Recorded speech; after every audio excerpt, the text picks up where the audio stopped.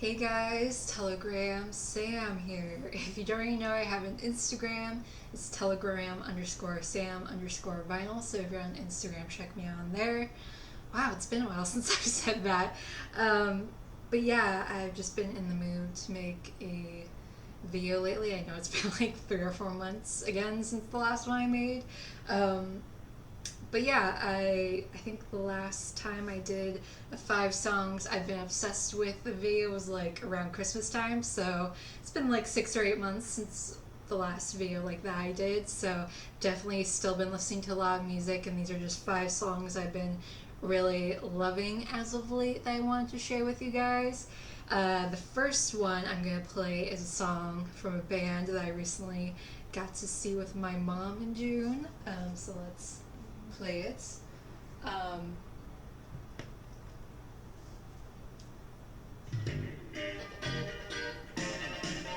this is The Reflex by Duran Duran. This is their first song off of their 1983 album Seven and the Ragged Tiger.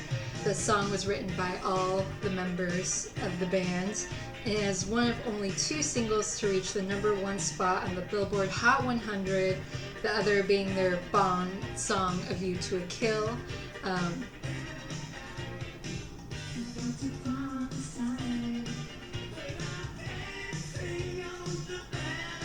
But yeah, I recently got to see them with my mom in the beginning of June, and literally we saw them one night, and then the next night we went and saw The Cure, so it was like our 80s flashback weekend.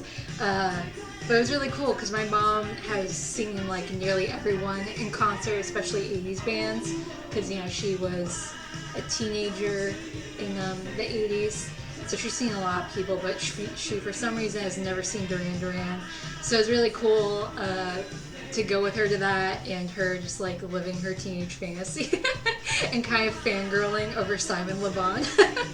But they put on such a good concert. They seem to be having like so much fun, even though they've been doing this for 4 years now. There's some acts that have been touring for just as long as them that I've seen that you can tell it's just become sort of like a routine for them, and they kind of just do the same thing over and over each night. But you can tell they were just having fun. They were super excited. They were talking about all the bridges in Portland and how they look like extra sets from like a horror movie because they look so decrepit and they're all painted like this gross gray-green color.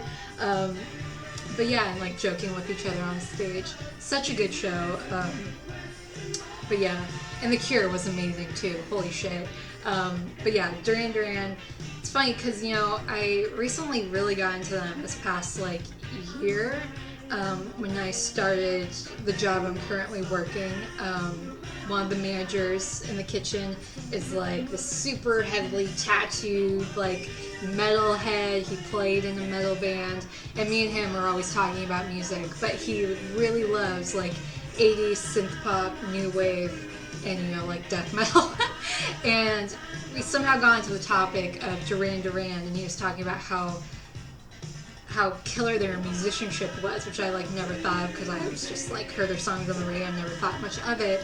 But then he played the song Rio, and we were listening to like the crazy bass part solo that's in the middle of that song. I was like, holy shit, how have I like never noticed that? And then I became like really obsessed with them and started listening to everything by them, and this song just has really been one of my favorites since then. Yeah, just a fun dance song, fun dance 80s song. And I think the 80s was just such a golden era for pop music, and they just really sort of figured it out, and it's really hard not to notice even like the little things you hear in pop music now that you can first hear back in the 80s with groups like Duran Duran, Bananarama, The Go-Go's, Madonna. They just really like laid the groundwork for what modern pop is, and some people say that's a bad thing, some people say it's a good thing.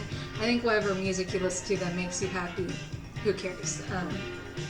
But yeah, Duran Duran, just such a groundbreaking band, and yeah, still kicking ass 40 years later. I know this album is kind of like towards their decline in popularity before they kind of regained it back in the late 80s, early 90s. I would say this isn't their best album. This album has like a few solid songs, but out of all their all their albums, I think this is kind of like has a few good songs, but not a solid album all the way through. But yeah, love Duran Duran. Love Duran Duran. Definitely need to get Rio. That's next on my bucket list. Oops. Not an earthquake, just me having not been in front of a camera in a while. I'm gonna end the song a little early. Kind of long. But I guess there's a remix version, which I guess is the more popular version. And when me and my mom went to go see them in concert, they played the remix version. I was like, no, I want the album version. It's so much better. Alright, next up, we have a very life-altering, ground-breaking band for me. And this album in general is just kick-ass. If you know me for a while, you know how much I love this band and how influential they are to me.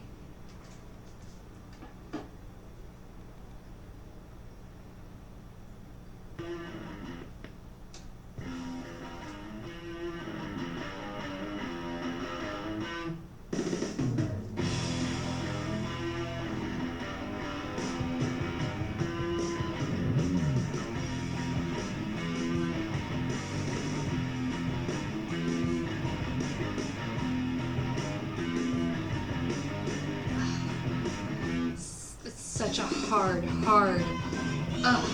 guitar. But yeah, this is Neon Angels on the Road to Ruin by the Runaways, the fifth song off of their second album from 1977, Queens of Noise, which they truly were. Written by Leah Ford, Kim Fowley, and Jackie Fox. Leah Ford was only 19 years old when she did that guitar solo, or that guitar opening bit, and whatever the fuck you want to call it. And it's one of the hardest things I have ever heard, and still have heard, as someone who listens to a lot of rock, hard rock, metal music. The fact that teenagers did this album, teenage women did this album, and they still sound so much harder and cooler and more badass than any of the other guys that were doing this sort of hard rock, almost pro-metal music at the end of the 70s. And then listen to this guitar solo.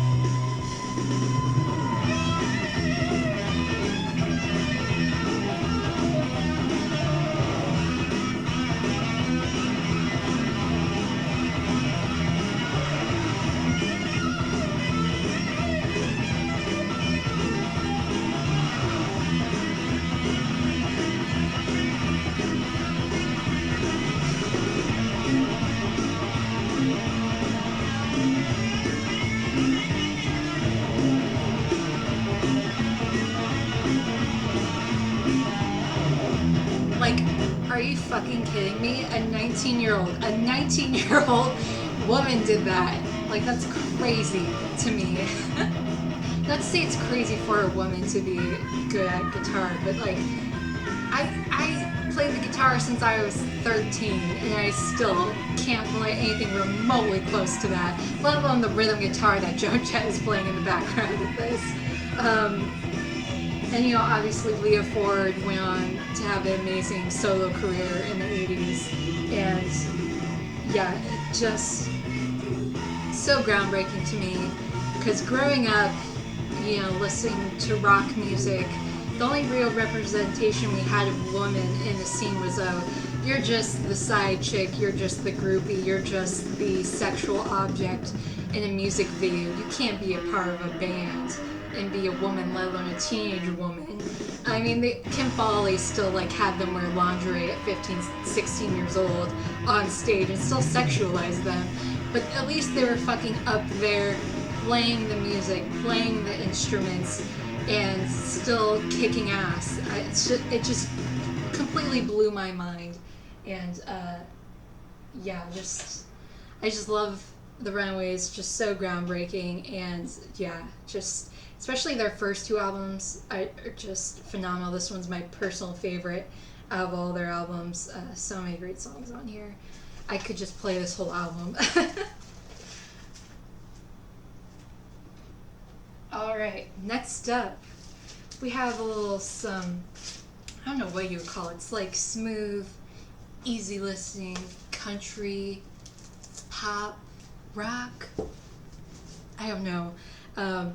Yeah, this is, again, an album I love, and an album I always tend to veer towards during the summer. I just really get into this person's work during the summer, because to me, every time I listen to this person's music, I just fantasize about driving through the desert in like a 1970s convertible, like listening to his music, wind blowing through my hair.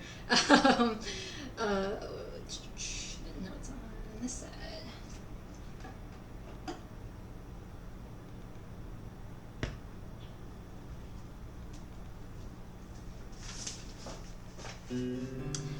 But this is Blue Spanish Sky by Chris Isaak, the 6th track off of his 3rd album from 1989, Heart-Shaped Worlds. I love this album.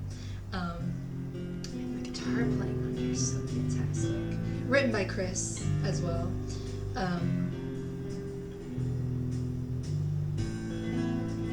His guitar on this.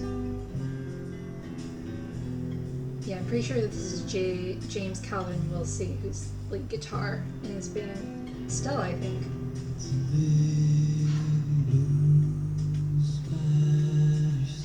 His voice is like a hug. To me, it's like so warm. He always sounds like he's like on the verge of crying.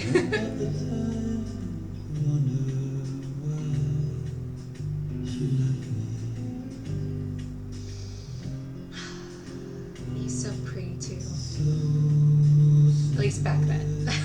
He's still cute as a button now, but like during like Wicked Game era, he had like a perfect nose, and this like kind of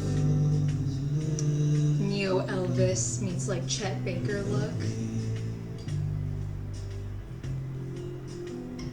Now she's gone.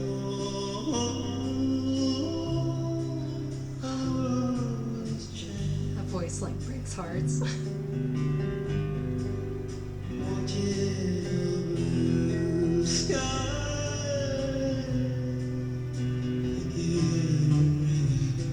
Yeah, Chris Isaak, I was having this conversation with my mom because I threw on this album when she came down to visit me for the concerts we went to, and we were playing Rummy, and I just threw on this record because I just had been loving it. And we were talking, we're like, how come Chris Isaak isn't huge? Like, I generally don't know how he doesn't sell out stadiums. Like, because, I mean, of course people know his song, Wicked Game, but like, besides that, no one really listens to a lot of his other stuff. But like, everything I've heard from him is just so perfect. It's so interesting and unique how he's kind of taking sort of like old school rockabilly, rock country. Like his voice is very similar to Roy Orbison, Elvis, but he kind of has this like almost like smooth, easy listening jazz country pop thing to it that only he has really mastered, I think, well, and is still doing very well. I just don't get it. Like, he does all these like small little shows at like wineries now. Of course, nowhere near Oregon. I'd be there in a hot fucking second. But like, he's done a lot in Washington. I always like tell my mom like we need to go see him. But it's like always just like bad timing, or we like don't have money to go do it. But yeah, I would die to see him live. I would die. But yeah, love Chris Isaak. I'm so glad that they finally reissued this album, I think for the first time last year, and I think it was white vinyl. This is my OG prize copy. These are quite hard and expensive to find. Yeah, one of my prized record possessions. And again, if you want to listen to these songs without me blabbering over them, I put a list of the of the songs and the artists of these songs in the description below. If you just want to hear these songs uninterrupted by my nonsensical talking. Alright. Next up, we are going to the 80s with some sort of post-punk, new wave, little goth. I tend to reserve this music for fall and winter, but I've just been really loving and getting into this band as of recently, and I have especially been really loving this song, just this album in general.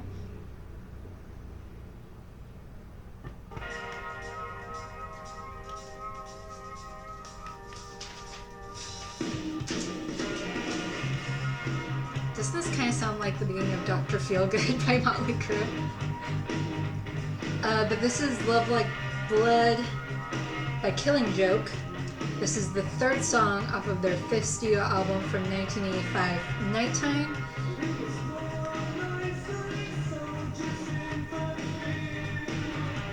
All members of the band are credited with writing the song. The song did very well in countries like the Netherlands and Belgium. In the Netherlands, the song has appeared annually on their top 200 songs of all time countdown every year since 2011, so that's very interesting how stuff like that works. It's kind of like the Runaways. The Runaways were huge in Japan, but in America, they weren't really big outside the LA Sunset Strip scene. So it's interesting, like, what countries gravitate towards what bands and songs and whatever.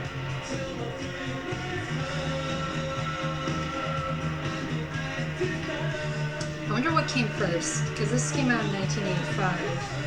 I wonder if this came out or Dr. Feelgood came out first. I think Dr. Feelgood was like 86, 87? Someone will probably correct me.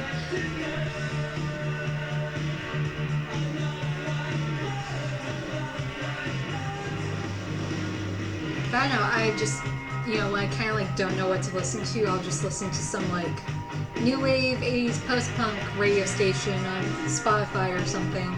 And I had heard this song, and there's another song off of this album, 80s, that would frequently come up, and I just went on a big Killing Joke listening spree this last like 3 or 4 months, and I just really loved everything from them so far. And yeah, even like the 80s, the beginning like guitar bit sounds exactly like the opening guitar bit of Come As You Are by Nirvana. I was like, Nirvana definitely ripped that off. Yeah, every time I first hear it, I'm like, oh, Nirvana, this is a weird song to have on 80s post-punk station. I'm like, oh no, it's Killing Joke. Which is, I almost played that song instead of this one, but I've just been really vibing to this song lately. I love his voice, it's very unique.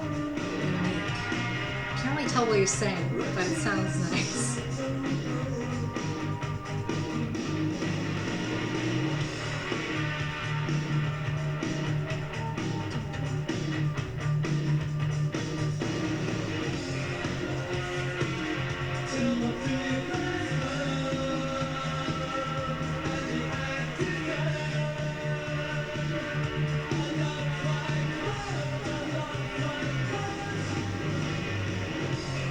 Reminds me of the singer of like Tears for Fears, like a little bit more edge.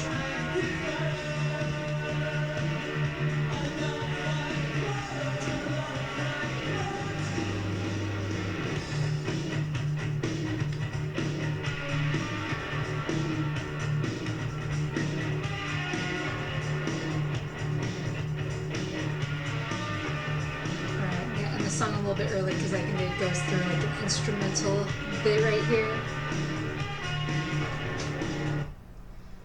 Alright, and then last but not least, we have some. See, I have one of those fancy turntables where I can just like hit a stop button and it'll like move the needle back. Alright, next up. Again, a genre I kind of like really get into during the summer because to me it's just like quintessential like summer music for me, which is like 60s surf, garage rock, instrumentals, and I mean this is like the king of that, right?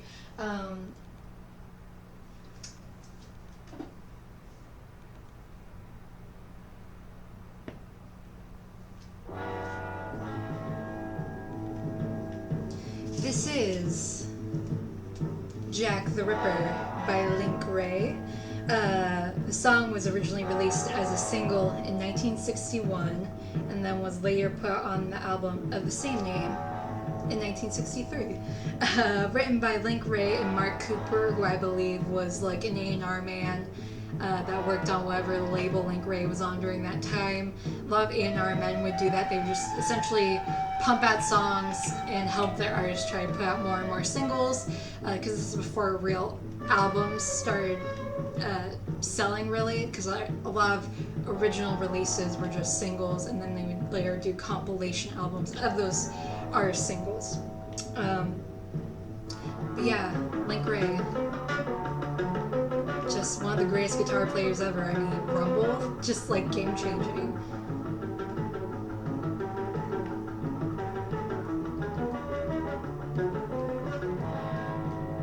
But yeah, I just really get into his stuff, whether it's, you know, the stuff he did in the 60s or his later 70s stuff that was kind of more like basic hard rock, kind of bluesy stuff. Check out the documentary Rumble. I believe it's still on Netflix. But I actually had no idea that Wray was actually indigenous American. Like, I had no idea. And the documentary also goes to talk about other great indigenous artists that unfortunately just never received the same popularity as their, you know, white counterparts, as, you know, typical America. But yeah, every time I hear the song, I just think of Desperado, because I think in like the opening first like shootout scene, this song plays in the background. So every time I think about it, I just think about how hot Antonio Banderas is in that movie. And Salma Hayek, Jesus Christ, I think she's the only woman that's ever made me question my sexuality. Her in that, and From Dusk Till Dawn, it's like, damn girl. But yeah, just get anything by Wray, just, he's so fucking cool. I love watching the videos that he would do in the 70s. I can't remember what TV show it was on, but I remember he did this great like live version of Rumble, and he's like wearing an all black leather suit, and he has like the whole Elvis super black, you know, hair and aviators. He's just the coolest fucking guy to have ever lived. But yeah, that was it. Those were 5 songs that I'm currently obsessed with. Let me know like any songs or artist albums, whatever, that you've been like into lately. And again, thank you so much for watching. Hopefully there won't be another 3 or 4 months until my next video. And hopefully I'll see you guys in the next one. Bye.